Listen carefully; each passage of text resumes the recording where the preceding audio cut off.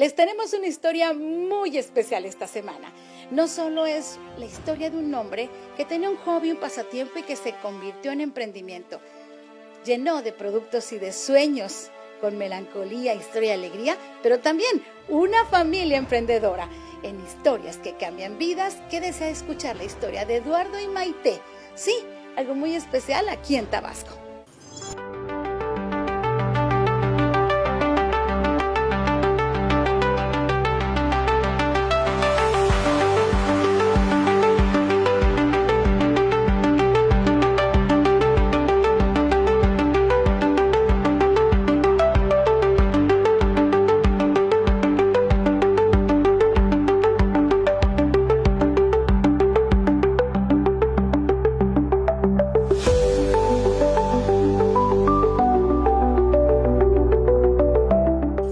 Vamos a platicar con Maite Romero y Eduardo Petrikovsky, quienes hoy tienen un emprendimiento y vamos a conocer su historia. Eduardo, por favor, platícame cómo inició tu hobby, tu pasatiempo y cómo fue evolucionando hasta tener ya un lugar establecido en Villahermosa. Bueno, pues todo inicia cuando yo tenía aproximadamente como 8 o 9 años. Yo tenía un vecino que le gustaban los cómics. Y él, de alguna otra forma, me fue mostrando más este mundo de los cómics a través de historietas como Superman y El Hombre Araña. Pero realmente es con El Hombre Araña con el que yo me engancho y es lo que yo empiezo a coleccionar de manera personal. Y realmente de ahí empieza mi recorrido como coleccionista de cómics y aficionado. Dentro de todo eso, pues también veía algunas historietas nacionales como Simón Simonazo y un poquito de Calimán, a lo mejor no tanto porque era como que un poquito más serio, pero pues así es como inicia realmente, ¿no? A través de los años, me empiezo de alguna otra forma como a involucrar más allá de lo que son los cómics, porque dentro de las mismas historietas había que mandaba uno sus cartas, había noticias especiales. Es así como me empiezo a dar cuenta que en la Ciudad de México empiezan a existir el concepto de las tiendas de cómics. Y en base a eso nace el gusto por cuando surge la oportunidad de ir a la Ciudad de México y pues conocer ya este mundo más amplio. La situación ahí es que en la Ciudad de México, o bueno, en México en general, solamente se editaban 3 cómics, lo que era Batman, Superman y El Hombre Araña. Pero dentro de las tiendas de cómics me pude dar cuenta de que eso era inmenso, o sea, era una cosa que al menos en lo que es Marvel se editaban como 50 títulos diferentes y en el caso de DC, que son las 2 compañías más populares, pues igual había como 50 y tantos. Entonces realmente aquí llegaba pues una pizquita, ¿no? muy pequeña de lo que era el universo como tal. Y con esa idea, pues, de alguna otra forma, pues siempre uno sueña, estaría padrísimo poder poner algo, ¿no? Pero estaba yo muy joven. Es después de que me caso, nosotros teníamos nuestros propios trabajos, pero sí, como que tenía yo la semillita, ¿no? De, me gustaría, y sobre todo porque aquí en Tabasco, pues, no había nada de eso. Lo máximo que había era un lugar como Sanborns, que traía cómics en inglés, pero, pues, también igual era muy reducido. Y es así como nace la idea. Después de que nos casamos, yo empiezo a ahorrar, empiezo también en aquel entonces a tener un extra porque estábamos en una banda de rock, entonces empecé a juntar mi dinerito e inicia el primer negocio en Pajes Yergo, ahí más o menos a la altura del periódico Presente, en 1996. Cuando tú estabas con esta idea, pues yo creo que para conseguir una historieta era tan difícil y costoso, no me imagino otro tipo de productos. Pues realmente en ese entonces eran los cómics, o sea, como que no, o sea, ahorita ya el concepto es demasiado grande. Y dentro de las tiendas de cómics en la Ciudad de México, pues sí, también era muy grande, pero pues como que el gusto eran los cómics y ese era el punto principal. Cuando empezaste con estas revistas, y ya como negocio, ¿no te dio miedo? Porque pues tenías tus conocidos, pero que fuera a pegar en Tabasco. Curiosamente es algo con lo que no pensé mucho porque como que no era algo así de lo que yo pensaba de que ya iba a ser mi modus vivendi, ¿no? O sea, realmente fue como inquietud y por gusto y por adquirir también los títulos o historias que yo quería ver. Entonces, ¿cómo podría explicarlo? Fue más que nada sin pensarlo en si iba a pegar o no. Para mí, yo decía, con que esto dure 6 meses, me doy por bien servido. De hecho, originalmente por lo mismo de pensar que, bueno, para que dure cierto tiempo, empecé yo a meter revistas normales. O sea, había una sección que eran los cómics, que se traían en inglés, y estaban las Vanidades, Cosmopolitan, todo esto que tenían otra sección. ¿No? Pero curiosamente eso, al menos conmigo, nunca pegó. Entonces como a los 3 meses dije, no, pues ya para qué ando trayendo esto, ya mejor lo quito, y ya empecé a aprovechar ese espacio también para los cómics y otras cosas. ¿Ya conocías a Maite? Ya estábamos casados, de hecho. ¿Cuándo empezaste? Cuando empezamos. Oye, pero era época difícil entonces, ¿no? Porque es un gusto caro, y para que empezara un negocio, pues también iba a ser más difícil. Pues teóricamente se supone que no debe ser un gusto caro, porque por eso, o sea, los cómics deben costar realmente muy poco dinero. Por eso siento que en la época de los 70 tuvo mucha difusión en México y luego se cayó todo, porque originalmente costaban lo que ahorita serían, no sé, 12 pesos, algo así. Pero cuando en el 92 se devalúa, eso porque medio me acuerdo, ¿no? Estaba yo muy chico. Se devaluó tanto el peso ante el dólar que pues muchos títulos salieron de circulación. O sea, en los 70s había como, no sé qué te diré, 25 títulos de cómics, y todo fue reducido a 3, 4, 5, o sea, lo que quedó. Es que la industria papelera sufrió terriblemente pues no solo la inflación, sino la cuestión de la paridad del peso. Entonces ahí tuviste un gran problema. ¿Qué hiciste? Bueno, eso fue en el 92. O sea, yo pues ya tenía como 7, 8 años. Pero comprabas tus historietas. No, todavía no. Fue poquito después que ya empecé a comprarlos. Pero lo que sí nos pasó fue que en el 94, que fue la devaluación del 94, cuando sale Salinas y entra Zedillo, eso sí nos pegó, porque nosotros, o al menos habíamos pensado en nosotros abrir nuestra tienda en el 95, y tuvimos que retrasarlo todo un año para que como que todo se estabilizara y más o menos empezar ya a forjarlo un poquito más estable. Sí, desde la depreciación del peso hasta acá, pues ha tenido un vaivén también de la industria papelera. ¿Qué te decía la gente cuando pusiste ese negocio? ¿No te dijeron, oye, no le entres, eso no? Pues la mayoría, sobre todo de nuestras familias, pues no entendían. Creo que toda nuestra familia somos muy solidarios, y aunque no nos dijeron nada, ya después nos comentaron que sí, lo veían muy difícil y que no entendían realmente el concepto. Pero curiosamente, yo abrí un lunes, fue un 12 de marzo, fue un lunes, y al tercer día empezaron a llegar así como que, digo, no por hordas, ¿no? Pero sí empezó a llegar mucha gente que yo no conocía para nada, y la verdad que eso se empezó a sentir, y sobre todo gente que sí coleccionaba, y que coleccionaba en inglés. Entonces, pues dije, no, pues qué chido, ¿no? Porque también en ese entonces estaba Editorial Beat, recién desempaquetado, que empezaba a traer muchos cómics en ediciones especiales. Entonces como que me recargué un poquito también más en eso, para ser más accesible por el idioma más que nada, pero obviamente también traía mucho cómic en inglés.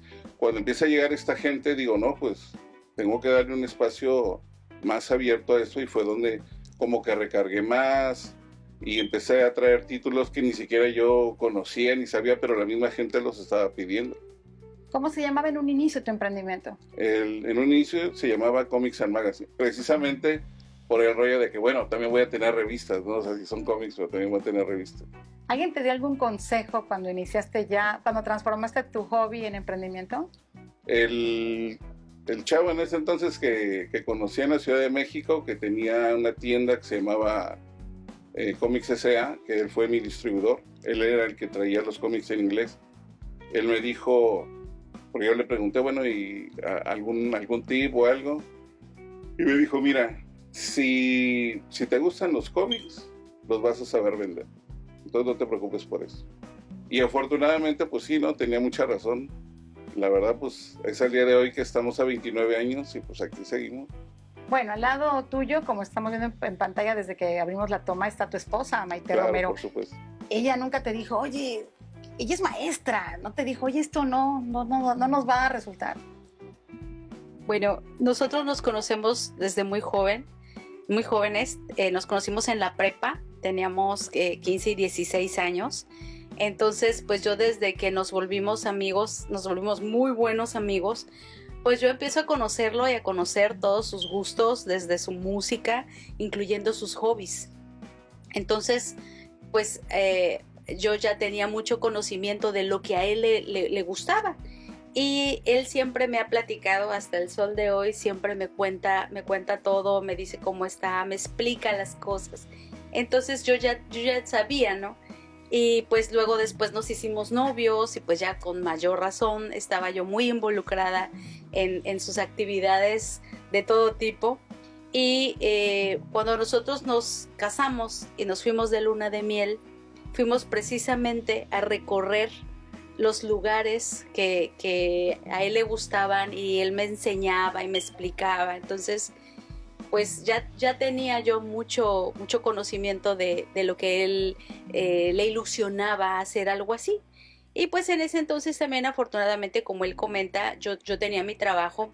Por cierto, un detalle es que él abre la tienda en Pajes Yergo porque quedaba a una cuadra del colegio donde yo trabajaba. Sí. Entonces, para poder estar cerquita y vernos, él se puso cerquita y él tenía su trabajo, le estaba yendo muy bien con su banda. Entonces, realmente sí nace por un gusto y por un hobby, porque pues ambos teníamos nuestra manera de vivir, vaya, teníamos nuestros trabajos, pero era ese sueño, ¿no? Eso de quiero hacer esto, y él siempre ha sido así muy decidido en lo que le gusta y lo que quiere. Cuando te dijo, vamos a hacer negocio, ¿qué le dijiste? Vamos, sí, adelante, o sea, él es muy apasionado en todo lo que hace y tiene mucha magia en que hace que la gente comparta ese sentimiento, ¿no? Esa energía. Y la verdad es que pues sí, yo estaba plenamente así como que sí, lo hacemos, o sea, adelante. ¿Cómo han llevado esto como pareja en 30 años? Porque una cosa es la casa y otra cosa es el trabajo. Sí, bueno, quizás por lo mismo que hemos crecido juntos, desde que éramos amigos hemos sido muy compartidos, hemos hecho muchos proyectos, amén. Fuera del negocio, nosotros hemos creado muchas cosas los dos juntos como compañeros. Entonces, como que nunca nos hemos puesto a pensar en si esto funciona, si esto no, sino siempre ha sido con la idea de vivir la aventura, por la anécdota. Y de hecho, siempre decimos, para nosotros la banda siempre jala parejo.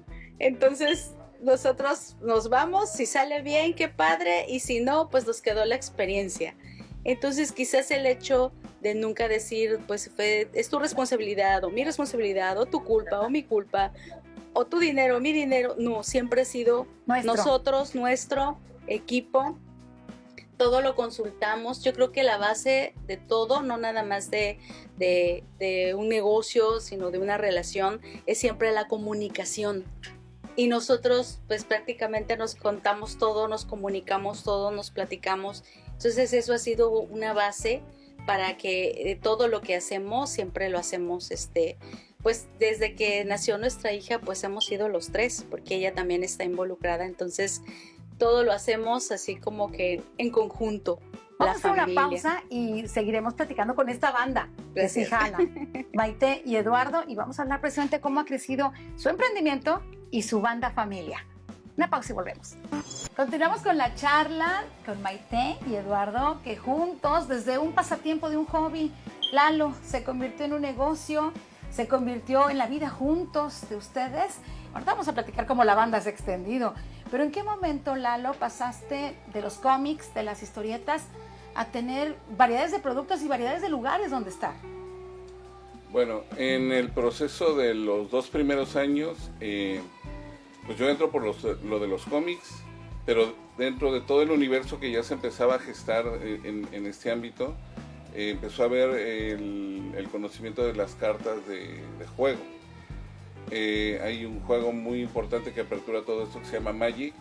Entonces es con eso con lo que realmente pues también mucha gente me empieza a decir, oye, ¿qué onda con el Magic? Y eso, entonces empezamos a traer ese producto y pues eso fue bastante grande, ¿no? Pero pues así como empezó con eso, luego fueron, por ejemplo, las tarjetas de colección, ya independiente de las series, luego fueron productos, más que nada souvenir, y así como que fuimos saltando una cosa a la otra. De antemano teníamos la influencia muy fuerte de lo que eran las tiendas en México, que obviamente manejaban un panorama muy amplio, y pues tiene uno que ser realista, ¿no? O sea, como que bueno, yo puedo esto hasta este nivel, pero no quita uno como que la idea de que pues sería padrísimo, ¿no? Como que irle igualando. Y así es como empieza, realmente como por la misma gente empezamos a saltar a otras y otras cosas, luego que los póster, las playeras, había en aquel entonces unas cartitas de póker que eran súper populares. Entonces, pues así saltamos, y llega un momento en el que pues decidimos, también por el crecimiento que empezó a haber, a querer movernos a un lugar más grande, allá tener un área de juegos para los juegos de tarjetas, y surgió la oportunidad porque se desocupó el local de enfrente, que para los que a lo mejor se acuerden y estaban, había un local muy importante aquí en Villa que se llamaba Blue and White, y ellos cierran sus puertas y el local se queda pues vacío, y estuvo un buen rato, así iba a ser como casi un año. Entonces pues dijimos, bueno, ¿qué posibilidades hay? Hablamos ya, bueno, para checar todos los datos, y hubo la oportunidad de cambiarnos para allá, y es ahí donde ya se maximiza todo esto, ya con figuras de acción, con una gama más amplia de cómics, empezando a manejar, de hecho manejaba yo unos dinosaurios que ahora ya son comunes, pero en aquel entonces no, dinosaurios grandes de madera, de rompecabezas, y la verdad pues sí, o sea, había muchas cosas. Manejamos ya la zona de videojuegos, teníamos en la parte de atrás varias arcadias, y teníamos renta de consolas, o sea, ya todo eso se empezó a expandir. Es ahí en el 2001 que eso realmente crece ya muy formalmente, y aparte pues coincide con el nacimiento de nuestra hija, que es en ese año. De hecho, ella ya en las fotos de la inauguración, ella ya aparece recién nacida, tiene como 2 meses. Y yo creo que en parte por eso dice, ¿no? De que los hijos traen una torta bajo el brazo, porque, o sea, fue así súper directo, ¿no? O sea, nació ella y abrimos lo que en ese entonces se llamó Interspace. Ya la segunda etapa. Sí. Y Maite, ¿y qué pasó? Porque tú eres maestra, muchos te conocimos en esa etapa de docente, te casas, tienes una familia, y me dejas la docencia. ¿Qué pasó? Bueno, sucede que pues, nosotros ya llevábamos 7 años de casados para ese entonces, bueno, 6 años de casados para ese entonces, y pues uno empieza a sentir ya la necesidad pues del bebé, de ampliar la familia. Y pues yo, me siendo maestra, la verdad que yo sí me derritía ya por tener el propio. Entonces, pues tomamos ya la decisión de aumentar la familia, y es cuando él me dice, ¿sabes qué? Pues, ¿por qué no te sales de trabajar? Ya no sigas trabajando, pues para que tú puedas estar. Y también yo deseaba mucho disfrutar esa maternidad, ¿no? Entonces, yo dejo de trabajar, me embarazo, nace la bebé, pero pues tú sabes que cuando uno ha sido mujer trabajadora e inquieta, pues es muy difícil que nos tengan quietecitas en un lugar. Entonces, pues yo le decía, yo te ayudo, y empiezo yo a llegar a la tienda para apoyarlo de forma administrativa. Yo obviamente sí conocía cosas porque él me platicaba y me involucraba en todo, pero pues realmente el que siempre ha sabido es él. Pero ya estando allí y entrando a la parte administrativa, pues ya empiezo a tener contacto directo con los productos, con las cosas, y pues entra muy fuerte todo lo que es el rollo manga, anime, y pues también nos atrapa, ¿no? Nos encanta, y pues obviamente eso hace que también empecemos a tener ya contacto con otro universo que en ese momento empieza a expandirse muy fuertemente, y ya me empiezo a involucrar tremendamente. Después de Interspace vino una devaluación bastante grande que les platicaba Eduardo, y es cuando pasamos de tener el local muy muy muy grande a hacernos algo pequeño, porque todos los que son emprendedores o han tenido negocios pues saben todo el rollo de lo que son los gastos operativos. Entonces muchas veces tu negocio puede ser bueno, pero si tus gastos operativos superan ahora sí que tu ganancia, pues ya no funciona el negocio. Entonces es cuando nos vamos a una islita en Galerías Tabasco. No sé, que hay muchos nos conocieron, y ahí como yo era la que ya no estaba trabajando seglarmente, por decirlo así, pues yo empiezo a atender ya lo que es la islita. Lalo sigue con sus proyectos musicales, y es ahí donde yo empiezo a tener ya contacto con la gente y me empiezan a conocer, y pues me empiezo no nada más a involucrar, sino en la Ciudad de México ya se estaban realizando eventos muy grandes que eran convenciones de cómics y todo, al cual Lalo asiste, y pues él empieza a ver todo lo que era ese nuevo mundo, ¿no? De las convivencias, de los actores de doblaje, de conferencias, de actividades. Y pues él regresaba así súper emocionado y me platicaba, no, mira eso, lo otro. Él le toca asistir a un evento muy importante que fue para él, para lo que hicimos, que fue la primera Conque, ¿verdad? Entonces a partir de ahí pues ya nace así, pero nosotros sentíamos que todavía no estábamos listos, que no había aquí en Villahermosa la cantidad de gente como para sostener un evento de ese tipo. Lalo, ¿qué pasó en estos 30 años? Que no solo cambiarse de locales, crecer, reducirse, pudiera afectar el emprendimiento, también inundación y pandemia. ¿Cómo sobrevivieron? Porque siguen después de 30 años.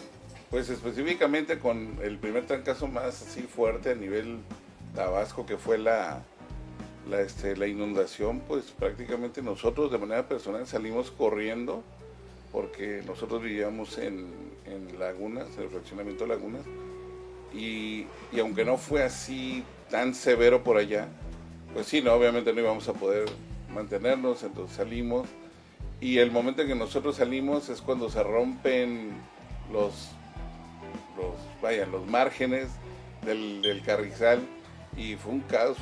Ese momento de salida fue extremadamente fuerte, y nosotros nos refugiamos con mi papá. En ese entonces vivía en Coatzacoalcos, y la verdad dijimos, híjole, sí está muy complicado que esto se solucione, y pues dijimos, bueno, vamos a regresar, pero también viene una serie de situaciones complicadas, tanto para toda la gente como para la misma plaza donde estábamos en ese entonces, que era Tabasco 2000, entonces que al año siguiente vieron todos los problemas estructurales que tenía, y fue que deciden ellos pues, tirarla y rehacerla. Entonces, pero bueno, el final es ese. Todos salimos, pues ya no podíamos estar ahí, todos los locatarios y todos los que estábamos, y es cuando pues hay la oportunidad de venirnos aquí a la Europlaza, y fue en el 2009 que nos venimos aquí a la Europlaza, y desde ese entonces empezamos aquí. Todo empieza también de manera pues tranquila, con una isla, y pues buscando, ¿no?, que volver como que a remontar pues la situación. Y ya habíamos empezado con los eventos en el 2007, entonces bueno, también había como que manera de canalizar también un poquito de ayuda por parte del evento. Y ya es que empieza la etapa de Anti-Gravity Collectors, y ya después de ahí pues fueron los últimos 5 años en la plaza en la pista de hielo, y luego pues por situaciones más enormes, que fue lo de la pandemia, pues ya no había manera de poder sostener el local de ahí de pista de hielo. ¿Qué hicieron? Pues primero que nada, pues obligatoriamente pues todos cerramos y pues fue tratar de mantenerse a flote, o sea, literalmente, digo, ya queda muy claro que no íbamos a poder estar ahí porque la gente no podía llegar, y aunque pasara el tiempo que pasara, pues era insostenible. Entonces tomamos la decisión de ver si podíamos movernos a otro lado, que es donde estamos ahorita. Y bueno, ahí sí, bueno, como que la plaza dijo, bueno, vamos a dar chance, ¿no? A que la gente también se estabilice y todo. Y eso nos permitió movernos para acá y pues volver a reiniciar nuevamente en esta zona. En pandemia y ahora las redes sociales, ¿cómo juegan parte de su emprendimiento? Bueno, es importante que lo comentes porque sí, definitivamente parte de lo que nos ayudó fue estar haciendo ventas online, perdón, llevarlos a domicilio, cosillas así, y ya que retomamos aquí, pues sí, es expandir de manera fuerte, pues todo lo que son las redes, ¿no? Tratar de difundir lo que antes nos costaba mucho trabajo cuando nos movimos de un lugar a otro, pues creo que ahorita fue un poquito más sencillo, aparte de que sí hay mucha gente que ya nos sigue, que son nuestros clientes, que se han mantenido. Hay clientes que iniciaron también en la prepa y han traído a sus hijos, algunos ya hasta nietos tienen, y pues digo, gracias, ¿no? También porque pues ahí se han mantenido, han sido clientes estables durante tanto tiempo. ¿Cómo nos encontramos en redes sociales? En redes sociales estamos como Anti-Gravity Collectors, en Instagram y en Facebook. De un hobby, siendo niño, de un pasatiempo, como muchos niños están reuniendo álbumes, estampitas, revistas o que vienen con ustedes, ¿pensaste que iba a desarrollarse en todo esto? Tener una familia, una hija, ya que es maravillosa diseñadora y que está en activo con ustedes, ¿pensaste que esto iba a pasar? La verdad, para nada. Como lo comenté, simple y sencillamente era una inquietud, era una intención de algo que se quería hacer, pero igual como comenté, o sea, yo me hubiera dado por bien servido que hubiera durado 6 meses, y con eso hubiera dicho, no, pues chido, estuvo padre y todo, ¿no? Pero ahora sí que, pues ahora sí, Dios pone el camino y las puertas, y pues todo se fue dando, y de hecho igual que lo mencionas, ¿no? El hecho de que también, pues ya luego, pues Maite se integró, nuestra niña nació, y luego ella ya a partir de cierta etapa también se empezó a integrar. Ella actualmente se hace cargo de las redes, se hace cargo de los diseños, y es una integración total. O sea, a veces mucha gente cree que tenemos un comité para armar, por ejemplo, la convención, y la verdad que no, nada más somos nosotros 3, no hay realmente algo detrás. Un soporte grande. Sí. Por último, ¿qué le dices a aquel que sueña o que está pensando todavía en emprender?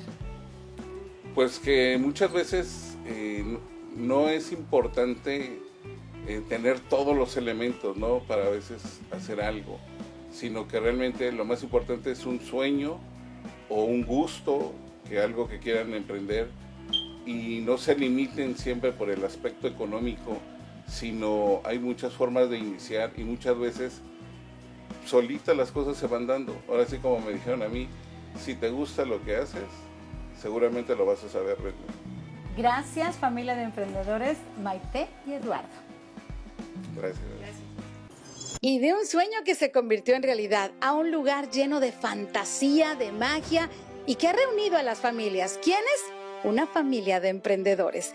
Maite, Eduardo y Kenia, y seguirán adelante fabricando fantasías aquí en Tabasco. Los espero la próxima semana en Historias que Cambian Vidas, porque recuerde que cada emprendedor tiene una historia que contar, por supuesto, en Televisión Tabasqueña.